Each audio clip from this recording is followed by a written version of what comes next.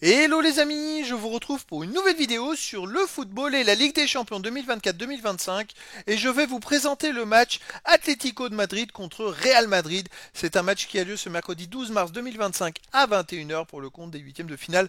Retour dans cette compétition. Alors au match aller, c'est le Real Madrid qui l'a emporté 2 buts à 1. Donc tout est possible pour ce match retour. Dans cette vidéo, on va revenir sur le classement et les statistiques de ces deux équipes dans la phase de poule où l'Atlético de Madrid avait fini 5e et le Real Madrid 11e. On verra ensuite tous les résultats de ces deux équipes dans cette compétition ainsi que le classement des meilleurs marqueurs et des meilleurs passeurs de la Ligue des Champions 2024-2025. On enchaînera par les 10 derniers résultats, toutes compétitions confondues, et les stats de l'Atlético de Madrid et du Real Madrid. Et on terminera par les compositions d'équipes et tactiques éventuelles, ce qui nous permettra d'avoir une idée et une tendance à cette rencontre. Alors pour ceux qui souhaitent voir ce match à la télé, sachez que vous pouvez le voir sur Canal+. Et donc, dans la phase de poule, c'est l'Atlético de Madrid qui avait fini 5e avec 18 points en 8 matchs, 6 victoires, 2 défaites, 20 buts marqués, 12 buts encaissés, plus 8 de différence de but. Ils avaient donc ainsi évité le 16e de finale et ils étaient donc arrivés directement en 8e de finale. De son côté, le Real Madrid avait fini 11e avec 15 points en 8 matchs, 5 victoires, 3 défaites, 20 buts marqués, 12 buts encaissés, plus 8 de différence de but. Ils ont eu quand même du mal, le Real Madrid, à se qualifier.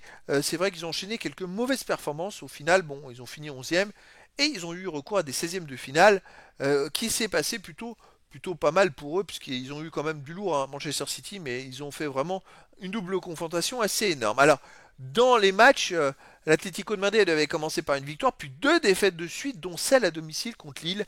Ensuite, il y a eu la victoire au PSG, je pense que ça a été un déclic, puisqu'après la défaite contre Lille, ils ont enchaîné quand même 5 victoires d'affilée, avant de perdre au Real Madrid 2-1 dans le match aller de cette confrontation. Donc on va voir ce que ça peut donner, mais à domicile, ils restent quand même dans cette compétition, ils ont battu Leipzig 2-1, ils ont perdu contre Lille 3-1, ils ont battu le Slovan Bratislava 3-1, ils ont battu Bayer Leverkusen 2-1. Ça reste, hormis la défaite contre Lille, une équipe très solide à la maison. Le Real Madrid de son côté, ils ont commencé par une victoire, une victoire puis deux défaites. Donc après 5 matchs, ils n'avaient que 6 points. Avant d'enchaîner 3 victoires pour terminer, ça a été chaud. Le match à l'Atalanta Bergame, il était à double tranchant. Ils ont réussi à le gagner et après ils ont affronté Manchester City. Ils ont gagné 3-2 à City et 3-1 à domicile.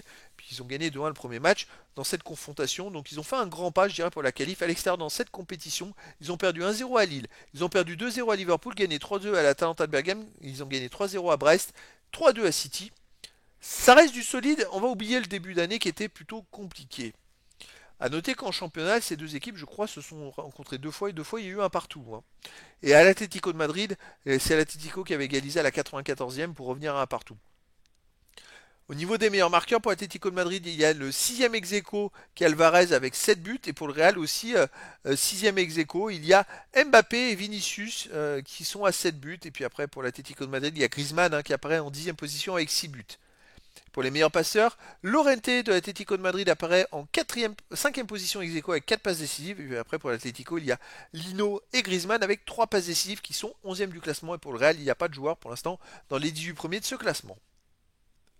Les 10 derniers résultats, toutes compétitions confondues, Atlético de Madrid, 5 victoires, 3 nuls, 2 défaites, 23 buts marqués, 11 buts encaissés, plus 12 de différence de but, mais les 2 défaites, ils viennent de les faire à la suite, puisqu'ils ont perdu contre le Real au match aller 2-1, et ils viennent de perdre ce week-end à Retafe 2-1. C'est pas forcément bon pour le moral. À domicile, ils restent sur une victoire contre l'Athletic Bilbao 1-0.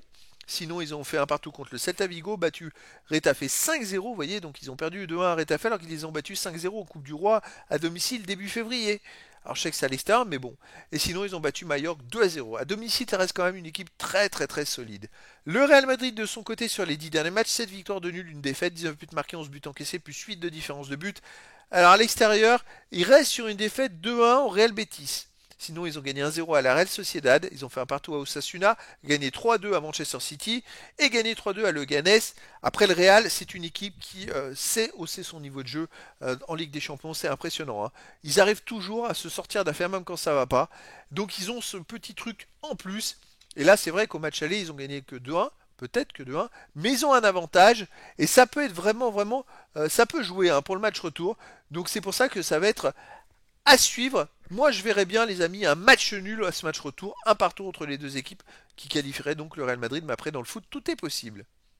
Au niveau des compositions d'équipe et tactiques pour l'Atlético de Madrid, on aurait du 4-4-2 avec gardien au black, défense Lorente, Jimenez, l'anglais ou le normand, et Galan Euh, Ensuite, en milieu de terrain, on aurait Simeone, hop, je rajoute le R, Simeone, De Paul, Barrios ou Gallagher, et Lino Diaz, attaquant Griezmann et Alvarez. Et puis pour le Real Madrid, on aurait du 4-3, gardien Courtois, défense Valverde, Asensio, Rudiger, Mendy, milieu de terrain, Bellingham, Chouamini, Diaz ou Camavinga, attaquant Rodrigo, Mbappé et Vinicius Junior. Donc voilà les amis, le décor est planté entre ces deux équipes et donc, écoutez, je vous donne rendez-vous ce mercredi 12 mars 2025 à 21h pour le match de football de huitième de finale retour de la Ligue des Champions 2024-2025. L'Atlético de Madrid reçoit le Real Madrid. Voilà les amis, je vous dis à très bientôt pour une nouvelle vidéo.